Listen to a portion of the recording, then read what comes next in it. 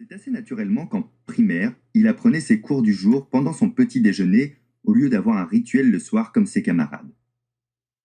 Pour lui, c'était extraordinaire.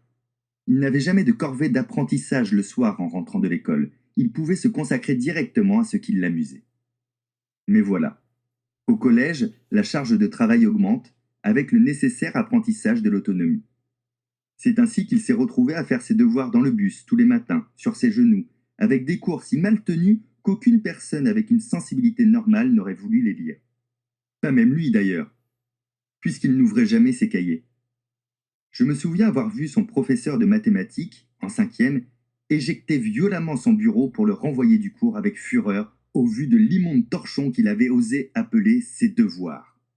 Son excuse pour justifier ce document illisible était que les résultats étaient justes. Il me semble que ce jour-là, il n'avait pas vraiment compris pourquoi son professeur était si mécontent.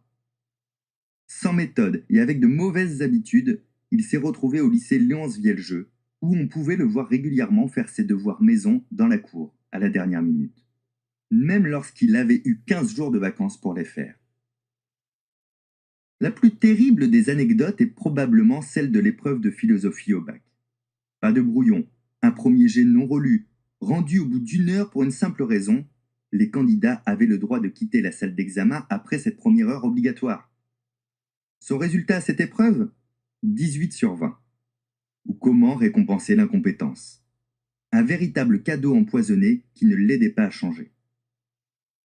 En plus d'un stress permanent, quand les échéances arrivaient, et d'une autodéception à chaque fois qu'il ne tenait pas les promesses qu'il s'était faites pour ne plus vivre ça, ce parcours rarement punitif ne lui permettait pas de se remettre en question